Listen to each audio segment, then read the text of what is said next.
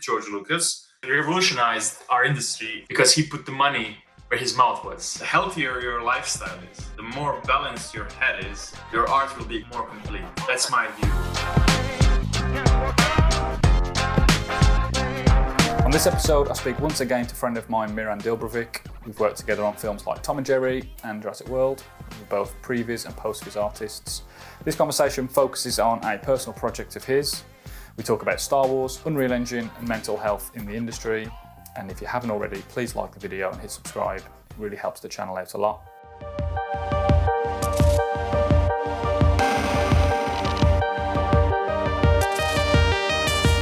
So this is obviously returning back to an episode with yourself, and it's really exciting because we saw 3 bits of content that you were going to talk about. We chose one of the Star Wars piece. I mean, happy to talk about the others, but that one I thought, you know, you love Star Wars. It's obviously a passionate project. It looked epic and cool, and we just love to see more about it. But just before we start about that, you know the clip of you going to the edge of the cliff and then looking up and the aeroplane flying off and blowing up? The fit, Miran. The fit, Miran. Can you not run that fast? No. I couldn't find the body shape that represents mine, so I just went with the fittest I could find. So. I said to the guys as I watched that clip, somehow engineering it into a loop. Instead of pulling back, if you were to like turn around and then the camera follows you again to the other side of the cliff, and then it repeats. It didn't even cross my mind. Now that you said it, it couldn't be a loop. But no. It was really cool as it was, but I just thought of loop. Could have been a loop. It could have been a loop. I started just running to the jungle, and then if I have a waterfall, that would be nice. Okay, when I get a waterfall, what if I have an airplane, an explosion? Let's try that. And yeah, that was it. First day went amazingly. I went to sleep so happy, thinking, tomorrow I'm gonna play with the lighting, I'm gonna fucking enjoy myself. Yeah. And nothing worked. On Sunday, nothing worked. How long was that project for? How long did you spend on that? Saturday and Sunday. Oh, really? Yeah. So, you know that Star Wars piece, that's not finished. That's just the first sequence that I've been doing. And I've done a bit more since, but I haven't exported the edit. Mm-hmm. But yeah, it's not finished. Everyone works on different workstations and different specs, of course, but what was the one that what kind of GPU and stuff did you use? Right, I mean, GPU is the king, right? Yeah, of course. As far as I know, and I'm still using, it's a bit old now, 2070S GeForce. Mm-hmm. I think 32 gigs of RAM and Intel i7, some kind of a processor. Mm-hmm. But as you know, GPU is the king now, and it helps, especially with this project that I've been working. I've used Maya and Redshift. I didn't use Unreal Engine, and to get any IPR rendering, you need to have any good GPU. Mm-hmm. So that helped a lot, and it sped up the process of rendering the footage out. So it's not like 1 hour per frame; it's more like 5 minutes per frame, which is yeah. But I'm guessing if I was using 3080, 3090, it would be even faster.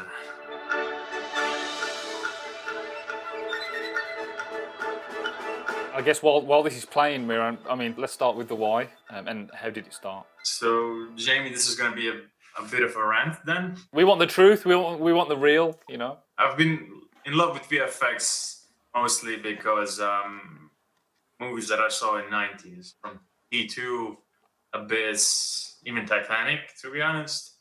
And of course, Star Wars. But I started with prequel trilogy, and then I saw original trilogy. And I loved everything about it. And of course, the man behind it, George Lucas, he revolutionized our industry a few times. And I think most of us have jobs now because he put the money where his mouth was. I was lucky to work on Disney-owned Star Wars movies. And of course, that's a big check on a bucket list. But I was not happy how the movies and the TV shows came out because I felt that something was missing. Decided, okay, let me try to honor this guy and try to create my episode of a Star Wars TV show. Asset creation was the most time-consuming part, and then I've slowly started designing shots. I did started creating this short before I learned Unreal Engine, and if I knew Unreal Engine back then, I would use it. But I'm stuck with Maya and Redshift for this one just because I have all the assets. And So this is Maya and Redshift rendered. yeah, it's not Unreal. So basically, I'm creating a 20-minute episode, a single episode. This, what I have right now, is like second sequence of 5 sequences. What I love is using real camera. What I mean by that, I'm using my phone or my iPad to create camera motion. Yeah. So I've learned that in Unreal Engine, and when I saw it how it works amazingly in Unreal Engine. I said to myself, look, come on, there must be a version for Maya. And literally I found it. It's amazing. You scan a QR code in Maya when you install the plugin, and behold, you have a viewport on your phone. Basically, I create a camera in Maya, and then I link the camera to my phone, and then I just start exploring. You need to have a basic animation of the scene. I can't recommend it enough. And sometimes you need to keyframe your camera by hand. That's fine. But if you have any opportunities to use this kind of stuff, I totally recommend it. Yeah, brilliant. Well, that's the thing with cameras. You cannot beat that realistic, especially if you're going for that feel. You can't beat having realistic camera movement, and that's a great way to do it. And you know what? Talking of that, I watched, as with many people did, Toy Story 4. There was something for me. I was like, whoa, there's something going on here. I don't know the ins and outs of it, but they replicated more real life cameras in a digital world, and it really shows. Of course, and I think everybody is going for it. There's that undeniable texture of film and lenses that they've used. When you've got this idea in your head and you go, oh yeah, it's going to be a chase sequence and I'm going to do this, there's a one-man band, obviously you know that I'm doing it I'm going to have to build the assets and things. It's always tempting to just get to the stage of shot creation and doing that stuff because it's the fun bit. I know exactly what you mean, but no, I think I started this beginning of 2020. I think it took me 4 months until I started playing with the camera. So that's like 4 painful months of... How would it happen now if you were to do this in Unreal Engine and the easy of, I'm just going to download this pack and I can get a landscape, and the world building side of things is a lot more sort of efficient and free-flowing, would you say? I think so, definitely. And I already mentioned Megascans and the bridge library. But basically, what I have is a desert planet with a gooey ocean. It's not a water ocean, it's like a gummy thing. But creating deserts, you go on a bridge, you find desert. You go on a marketplace, you'll find 5 examples of 3 deserts. And then you can just change the color if you need, or change the normal map if you want it to be a bit more rough, or I don't know. Here you need to go like create from basic.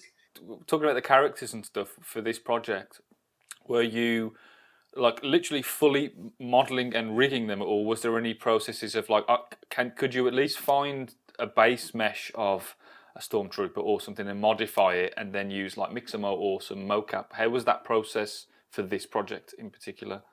Character-wise, I didn't model anything because I'm not a model maker. So I found everything that's free online from a free stormtrooper that I've then readjusted.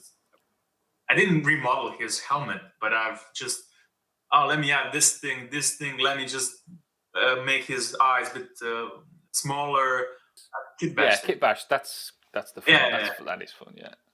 And I know one of the comments, from one of the groups when I've shared this video was like, one guy said, it's like I'm watching a Chinese knockoff of Star Wars from 1980s. And I was like, yes, thank you. That's what I wanted. Brilliant.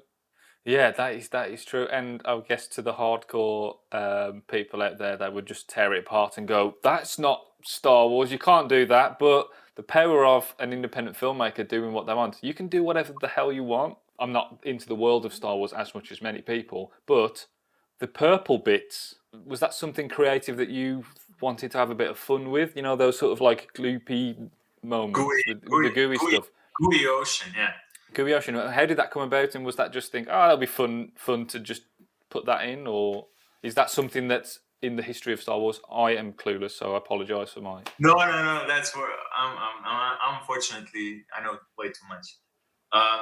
So there's infamous Star Wars Holiday from 1977 or 8. The Star Wars Holiday Special. All of you are an important part of my life, pal. I'm glad I could be here. Which had Chewbacca's family, Wookiee family singing and dancing and everything. It's like an hour-long show. George hates it, fans hate it, everybody hate it, but it still lives on. But that 1 hour show had a 10-minute cartoon. And that cartoon had first appearance of Boba Fett. And the cartoon is amazing. I love it. And there's this planet that they land on which has a gooey ocean. And I just like the fun of it. Whenever you shoot it, it creates this energy build up and burst. So it pops like a balloon. So yeah, that's where the idea came from. I just want to have fun with it. I know you rendered it in Redshift, and you've got a certain like workflow and stuff similar to the Spider-Man piece. Was it the same type of workflow for like post, like motion blur? Was there a big part of it in the render?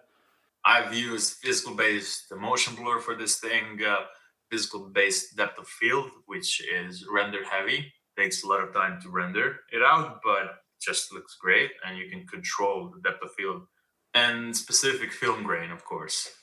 And some aspects like chromatic aberration and just some film damage now and then, just to make it look a bit more filmic. And I love that process. So what about animation side of things? How did you go about working on a character animation? And or was it hand animated, mocap? What was the? Yeah, so animation is all hand animated, no mocap except the camera, of course. And I can. I don't use Unreal now. With Unreal, I can have motion AI shoot with the 4 iPhones. Shoot myself. Don't shoot yourself. Don't shoot myself. Yeah, with Move AI, I can use 4 iPhones, record myself, and after 90 minutes, I can get that FDX of my data. It's difficult to get it going, and you think, and there's times where you think, I just want to go to bed. But it's that push through is a difficult thing, man, and clearly it's not stopped you, Miran. Anything that you would do differently? I think I know now that there's an Unreal Engine side that would help. Look, Unreal Engine is great, especially 5 and the newest versions that we are testing and everything is speeding out the process.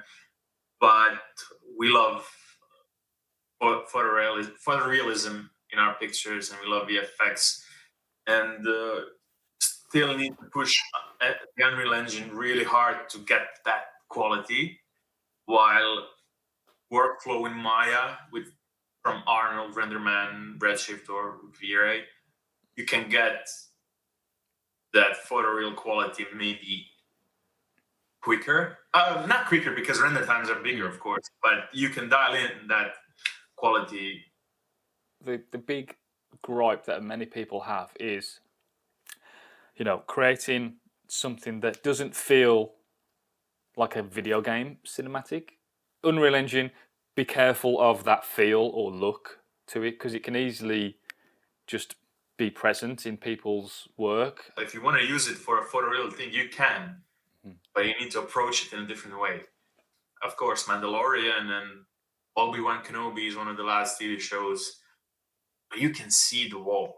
You can see where the set ends and the wall begins. But then you have the Batman, Matt Reeves' Batman. Oh man, yeah. You can't see where they use it because they use it smartly. They use foreground elements that hide every imperfection that you get from the screen. And by using it that way, you solve it. And it's not about the screen itself, it's about the image and the story that you're looking at. Yeah, being smart with the filming techniques and using technology where it's useful or where it benefits. But I watched that movie and it felt like a real place. So the level of detail that went through it sell it, it's magnificent. Yeah. I guess going back to your piece, Miran, how are you proceeding with that project now? How many minutes have you done so far, and what's the plans? Yeah, so I have like 2.5 minutes of footage. I'm taking my time. Whenever I Yeah. have inspiration, I go back to it, and I'm exploring of course, photorealism in Unreal 5 and everything. So the thing about our job is we always look forward to when we are done with something and we can watch it.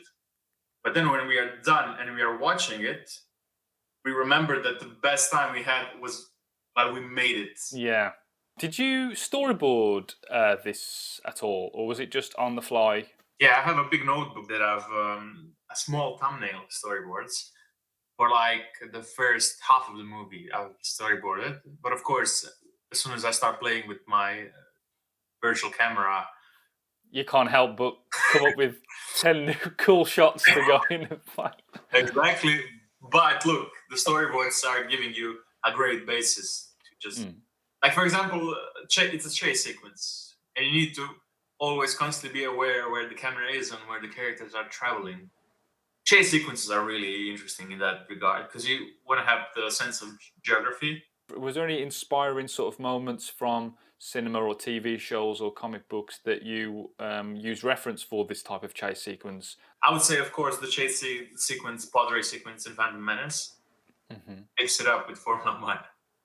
So, That's great. That's a great combination. Talking about chase sequences, we've got a guy, a young lad who's like 17-year-old. It was just, I just want to make a cool chase sequence, right?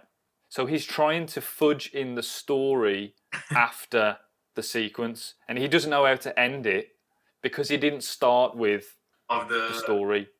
Look, if I said it's always story first, then I would be lying as hell. Yeah, you want to make cool stuff, and that's I want this shot, and sometimes you think, oh, this will be really cool, and then you do naturally just build the story off it. And with many filmmakers, that is the case at times. Story kind of develops at times from moments. Can't remember what filmmaker said this, but he spoke with James Cameron about how he shoots his stuff and how he conceives. Because James Cameron's action scenes are the best. Let's be honest. Like, Jim, do you like first create story, right, and then you write an action sequence around that story? He said, "Fuck no." In Avatar, I just wanted to see cool shots of them fighting dragons, and then I put a love story in it. Yeah, that's it. And it's easy to make cool shit. It's not easy to make stuff that people like and love. That's exactly. Yeah. Separate thing. And in this case, I have a rough story around it. But that guy, 17 years old, I told him last time, like, he better change his life because if he continues like this, he needs to balance it out. Balance is key. We tell him this every single time. I'm like, Nishan, what are you doing tonight? Maybe tonight, just relax and just don't have that on your brain. Number one, health is always first. The healthier your lifestyle is, the more balanced your head is, your art will be more complete. That's my view. We don't talk about it that much, and and especially in VFX industry, in film industry, people are overworking times because they're chasing. Okay, I'm junior. I'm gonna be mid. I'm gonna be when I'm mid. I'm gonna be senior. After senior, I need to be elite, right? And it's never-ending story of chasing money and chasing positions. Yeah. Where you lose is time, family, and balance. Yeah. It's so important that you just go out, travel. Definitely. Get a beer, hang out with friends. Yeah. It's as important as anything else. So definitely. Yeah. If your mindset is clear, you're well rested, you go for walks and you get fresh air and you exercise, do all this for yourself first, that's going to have a better impact on any project and any work that you do. Yeah, Jamie, I can't stress enough how right you are what you're saying, and you can test it on yourself. If you are on computer working on something and you go to sleep, you're not going to be able to shut down your brain immediately. But yeah, and one more short thing that I think is important, because a lot of our industry works remotely now. And I think we are only now seeing the effects of that remote work now, especially not just that you're not a better artist because you're not in an environment that's pushing you because you're at home alone in your room doing it, but there's the social aspect of it all. And when you finish work and you just exit your bedroom or your workroom and you are still in your flat, it's messing up with your system a lot. So I agree with you absolutely, Miran. I remember working from home for a long time. The work day would end at 5 o'clock, and then the machine would go off. And then number one, I haven't detached myself yet because I'm still in the same room as the machine.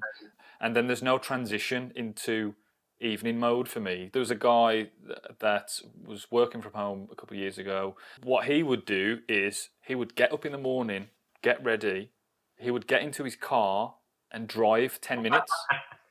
And then when he would finish work, he got into his car, he would drive for 10 minutes and then come back and park on his drive and then go into his house. I think that's genius. Exactly, and that tells so much about that person. Having that discipline, like you said. Yeah. And I think we just realize now how much traveling from office to home really means.